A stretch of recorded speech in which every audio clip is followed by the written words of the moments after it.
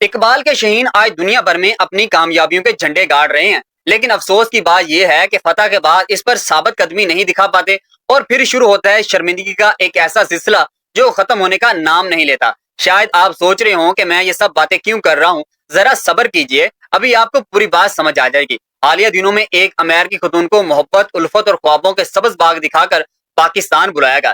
اسے چاند ستارے اور وفاؤں کے جھوٹے وعدے کیے گئے، شادی بھی ہوئی، رشتہ بھی جوڑا گیا، لیکن چند مہینوں میں ہی وہ رشتہ ٹوٹ گیا۔ اب کی بار کہانی تیونس کی ایک لڑکی کی ہے۔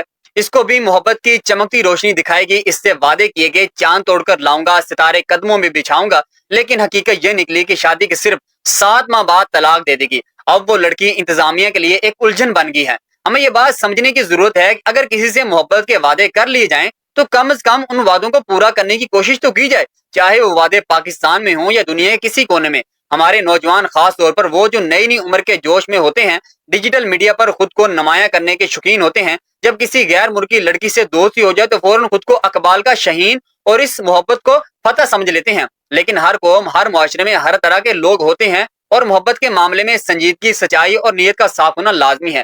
واقعہ کچھ یوں ہے کہ تیونس کی 19 سالہ لڑکی سندھا کراچی کی رہائشی محمد عامر کے ساتھ فیس بک پر رابطے میں آئی، پھر 28 نومبر کو وہ پاکستان پہنچی اور اگلے ہی دن نکاح ہو گیا۔ نکاح مارچ میں باقاعدہ رجسٹر کروایا گیا، لیکن صرف 7 ماہ بعد عامر نے اسے طلاق دے دی۔ خاتون نے کسی ظلم، زیادتی، مار پیٹ یا جسمانی یا ذہنی تشدد کا الزام نہیں لگایا، لیکن اس نے صرف اتنا کہا ہے کہ اب میرے پاس پاکستان میں رہنے کے لیے نہ کوئی سہارا ہے، نہ کوئی جگہ ہے، نہ ہی ویزا باقی ہے اور نہ ہی مالی وسائل۔ اس نے حکام اعلیٰ سے گزارش کی ہے کہ براہ کرم مجھے مفت ایگزٹ پرمٹ دیا جائے تاکہ میں اپنے وطن واپس جا سکوں۔ سوچنے کی بات یہ ہے کہ ہمارے ان محبتوں کا نتیجہ کیا نکلتا ہے؟